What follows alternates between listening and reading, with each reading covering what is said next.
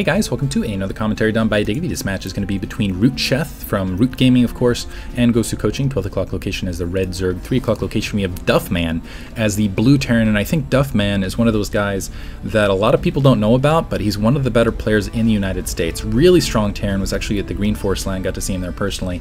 A little disappointed he didn't go higher in the bracket because I think he's a very capable player and definitely can give a good fight to Sheth, but this is a very strong zerg map, so he's going to have his hands full.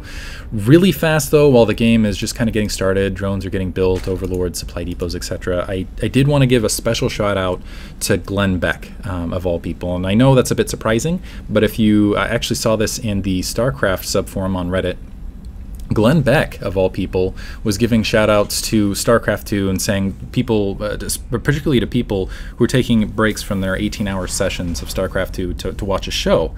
And I was actually really impressed that he even knew what StarCraft 2 was. And I'm sure this shout-out will fall on deaf ears unless I say something kind of wild or crazy or inflammatory. So, you know, I figure, why not go for it? So, well before Blizzard released StarCraft 2, you'll notice that Activision, aka Vivendi, bought Blizzard. Now, this was a direct strategic maneuver because if you look at all of the shareholders in Activision Vivendi, you'll see that among them is none other than George Soros. That's right, the puppet master himself. Now, this was a strict strategic plan. He saw how popular StarCraft Brood War was in Korea, and he saw that, oh, it looks like a fast expansion, by the way. He saw that more or less this was the future of social media and a way to break into it on YouTube, on live stream. And if you could spread liberal propaganda through a brainwashing form, that he would be able to get a leap ahead, more or less, and just really, really get his fingers and take control in the new internet era. So it looks like a spawning pool, by the way, back there for Sheth, also grabbing an extractor. So more or less, if you think about it, StarCraft 2, what it is in essence is it's a training ground.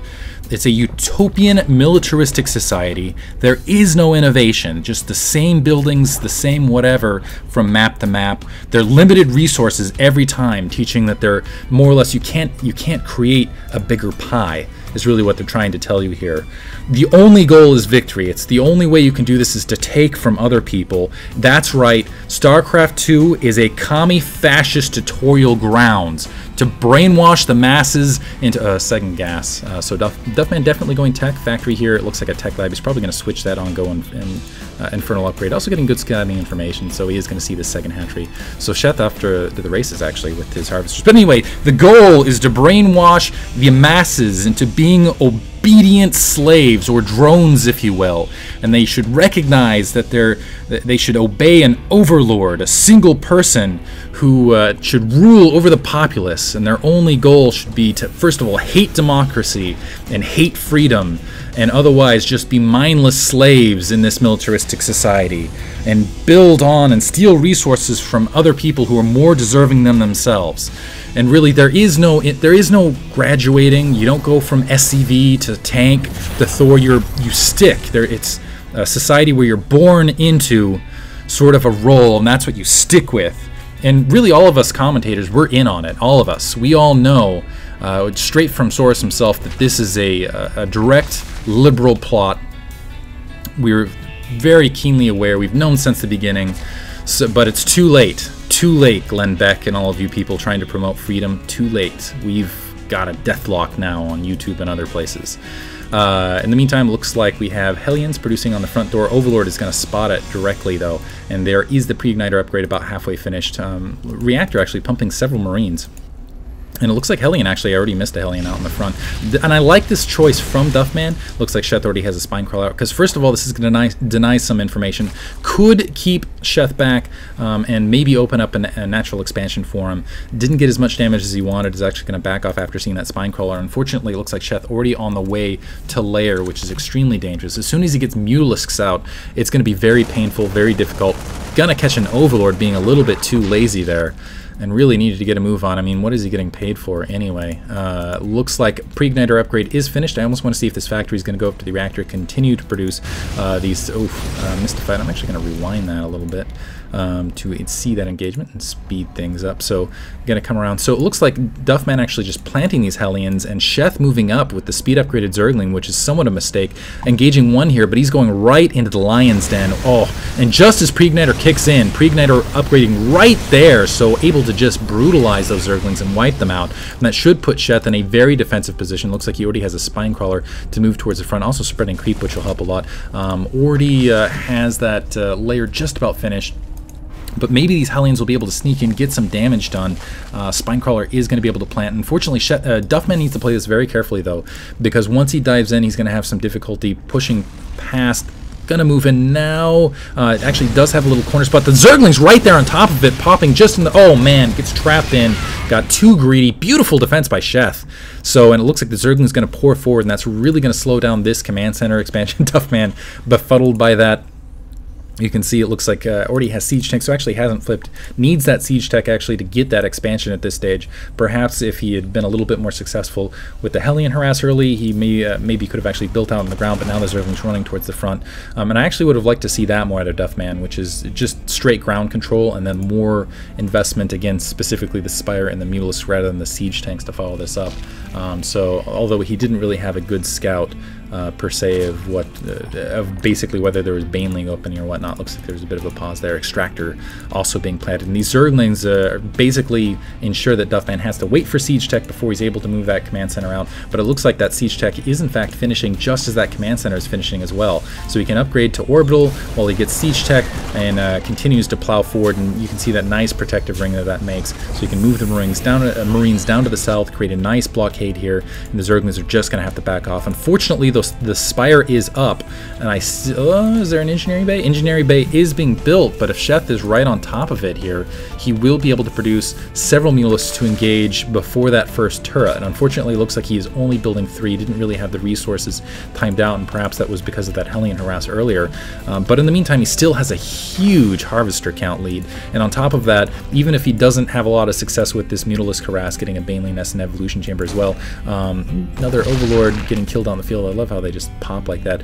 Even if he doesn't do any damage with these Mutalisks, he'll still have map control with them, and really the Hellions can try to dive in, but they probably won't have a lot of success. Overseer moving to the front to do some additional scouting.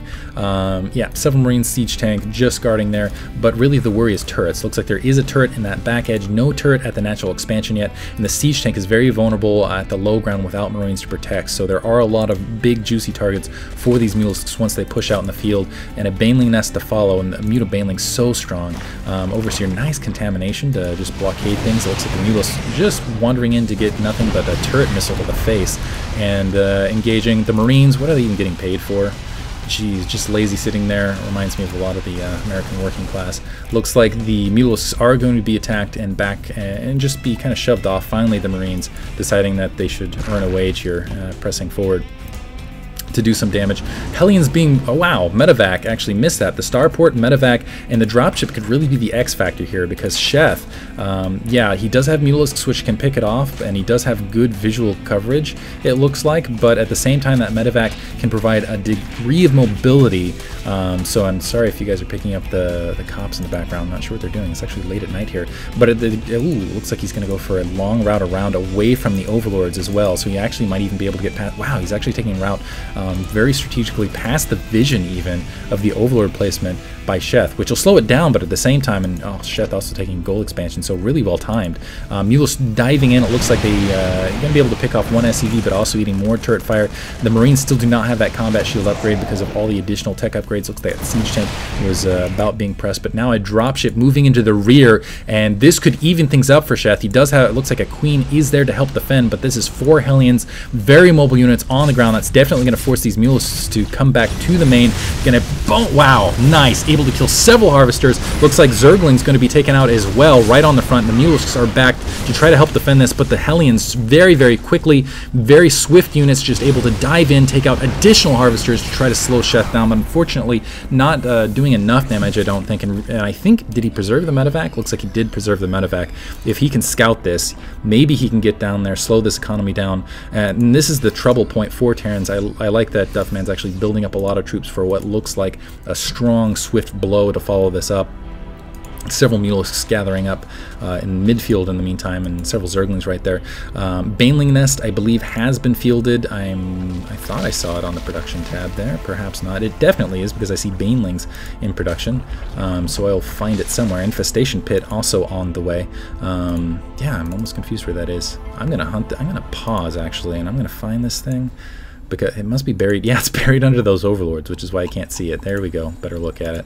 Now I feel better. That's almost good for a comsat. Might not even just cover it with overlords. Might not be able to see it. Anyway, it looks like I'm missing a harassment, the natural expansion, just being completely flooded out. SCVs being drawn off the line. So Duffman's economy absolutely halted here, and more mules pushing up. Still no medevac support. Also, no combat shield upgrade for these Marines, so they still are going to be pretty juicy targets for these Mulisks in small numbers like they are here. 7-on-7 is not the best fight when you're talking about Mulisk versus Marine, and it looks like Sheth, realizing this, going to dive right back in, take out the turrets, take out some additional SCVs, continue to hinder Duffman's economy while building up a nice Baneling force, and realizing that he has good numbers here, just going to just sweep those Marines out, continue to just devastate this natural expansion. Wow, turret after turret being taken out. Finally, more Marines pushing forward, and they are going to be stimpacked here, which may draw Duffman back temporarily, but I'm not sure for how long, because again, not a large force. And this is the problem with having siege tanks out this early, is you don't want to dedicate too many, because look how vulnerable they are right here. Not obviously, probably not a route you're going to see a lot of Mulos take right through these Marines, but nevertheless, it kind of leaves you in a position around that siege tank as well, where you want to keep the troops back just to be careful. Sheth has that gold expansion up, which is going to give him a death grip on this economy. A ton of Banelings across that edge as well. Actually, I think he should leave that Zergling not attacking that Destructible Rocks, because I think that Destructible Rocks is really Duffman's best option to just load up. Looks like he's actually doing so now. Load up, move out, attack.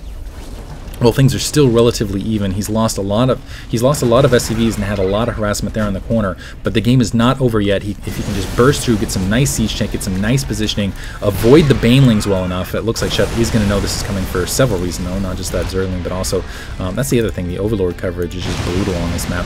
More Mulisks diving in, going to be able to continue to take out turrets of Duffman's, and this it's so hard to defend against the Mulisk harass on this map. But those Mulisks need to get back to home base in the meantime, as the Hellions breaking down that Destructible Rocks. They're going to be facing down a very significant Baneling army, very pithy indeed, on the opposite side.